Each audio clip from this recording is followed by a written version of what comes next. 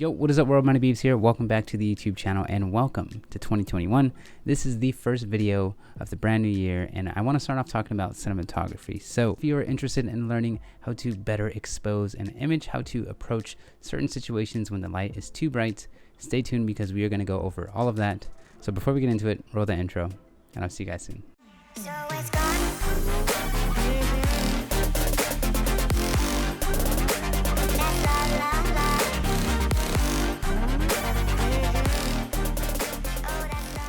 Alright, so like I said today, I want to talk specifically about cinematography, but getting even more specific, I want to talk about how we can better expose our entire image and also our talent within the image itself.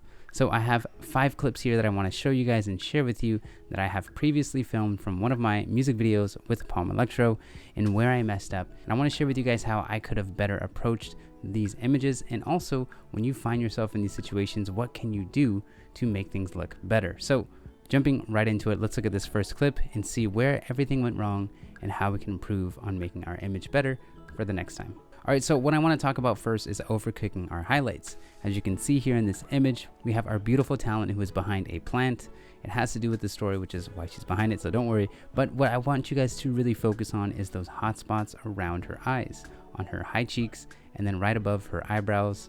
That is the areas where we really want to focus on, and that's where we as cinematographers can make the image look better. How can we do that? By properly exposing. There are several ways to do this. So this particular way that you're seeing right now is the wrong way to do. So if you find yourself in this position, what would you do? Yeah, you would probably find yourself exposing for the overall image, like I did way back then, but you're missing the entire point. The reason why we're even filming this is because of our talent. So what we can do is bring down the exposure so that those cheekbones and that eye bone can be properly exposed, because right now it just is overblown and your eye is specifically looking at those blown out spots, and that's what we don't want. So now the way that I fixed this in the camera was with a ND filter. If you guys are not familiar with ND filters, they're neutral density filters, and what they do is block out the light without changing the overall image. So I just turn the dial on my ND filter and boom, now we have a properly exposed talent.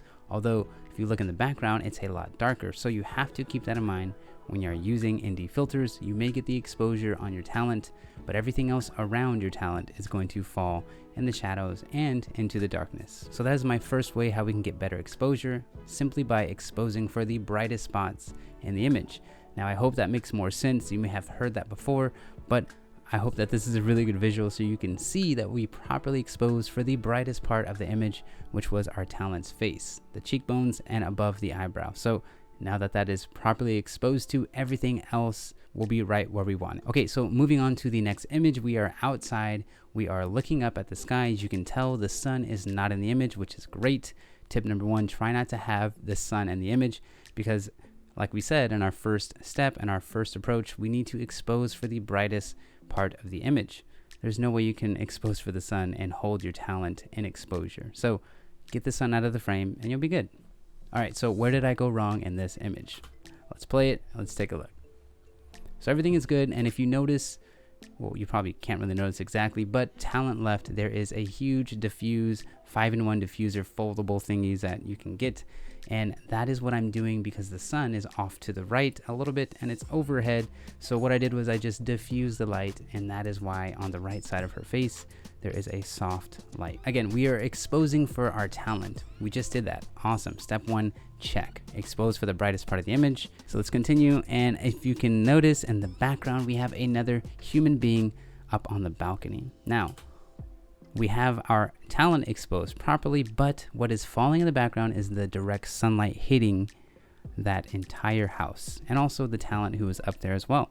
And you're seeing these really ugly blown out white blotchy areas, and that is something that we always want to avoid, which is the reason why I even made this video. So how do you think we can fix this image? We can always go for the first step, like I said, expose for the brightest part of the background. So all I had to do was just expose for that white house, which is really harder than it looks, and I didn't even think to do that. So there you go. Like I said, we have the answer. We have one of the answers. But if you find yourself exposing for the brightest part of the image, and yet your talent is far underexposed, meaning like they're in the shadows, the next step the next thing you can do to better expose your image is just simply change the angle. Now, if we were to change the angle of this shot here, I would try to get less of the White House in the image so that I don't have to worry about exposing for that extremely bright area. That way my talent can be exposed and also the background can be exposed. So if we just simply change the angle, we can find a better way to cover the scene. We can find a better way to visually tell the story. So all you have to do is just pick a different angle. And another way that we can cover or film this scene is by simply picking the right time of the day. I picked a film at like around high noon. The sun is way above, it's very high up in the sky, and it's not the most flattering time of the day. So if you simply wait, or if you schedule the right time to film, you're gonna have the light working with you instead of like right now filming during the high noon hours. It's working against me. So pick the right time of the day, and that's just another simple way to help better the exposure of your overall image.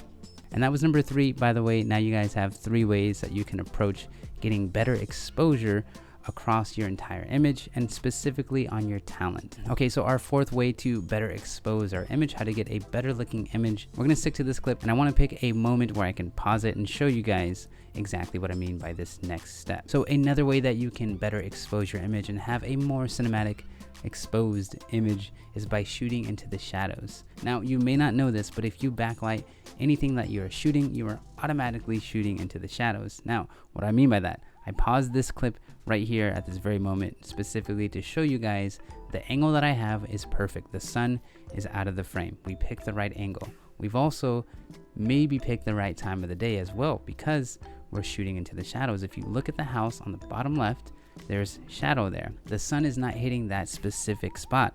So if I would have held this angle, this shot would look far better than what I actually ended up filming on the day. Why? Because I'm shooting into the shadows. I'm making sure that my talent is properly exposed so that whatever is in the shadows, that's going to be exposed as well.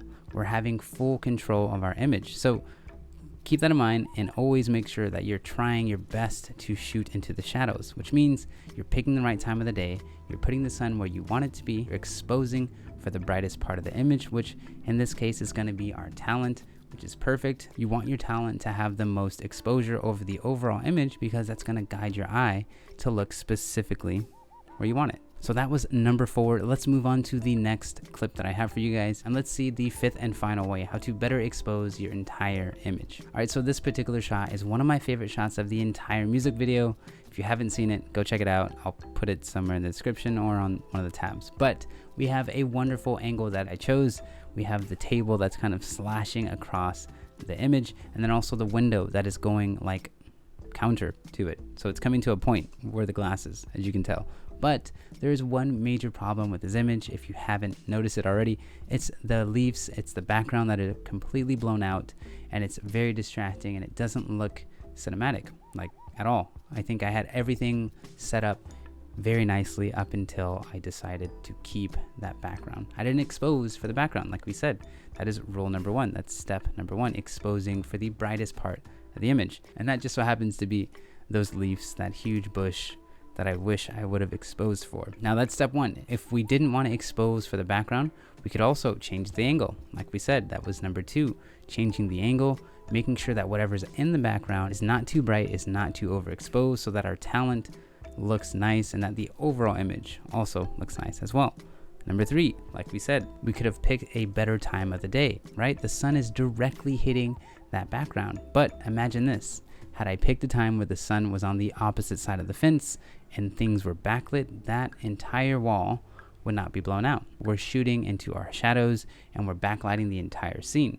That way, the entire overall image, again, is properly exposed. You don't want to have overexposed areas at all in your entire image.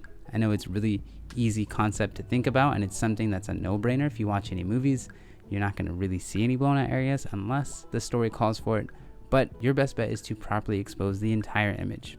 That way, you won't have things that look halfway decent or like we're so close to being really nice, like what you guys see here. Long-winded, but we are on number 5, our 5th and our final way to better get exposure over the entire image. Okay, so say we don't want to change the angle and we can't control the time of when we're going to shoot this particular scene.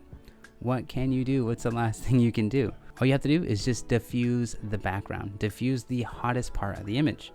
That's all you have to do. Now, you may not have something that is big enough to cover whatever it is that you're filming against. Maybe you change the angle. Maybe you wait to a different time of the day. These are the things that you constantly have to be juggling as a cinematographer. You have to think, how can I better expose the entire image while also making sure that your talent is properly exposed as well? So that wraps up 5 techniques or 5 ways or 5 methods on how we can better expose the entire image. So please don't make these same mistakes that I did. I am trying my hardest not to make these same mistakes every time I turn on my camera and I record. If you want your images to look far more cinematic and you want to grab people's attention because filmmaking is what you want to do, if you're a cinematographer, you have to make sure that everything is evenly exposed. And guess what? We just went over 5 ways on how to do that. So if you guys have any questions whatsoever, let me know down in the comments below. And if you guys want like a PDF checklist on all of these 5 things that I went over, I will make that, I guess. If I get at least 5 comments and 5 people asking that they want it, I'll make a checklist so that the next time you go out on your shoot, you have something physical in your hand and you can check it off, right? Make sure that you're properly exposing for the brightest part of the image, or you're changing the angle on how you're filming that certain scene to get these incredibly bright spots out of the image. Also, you're picking the right time of the day. You've thought everything through. You figured out where the sun is going to be.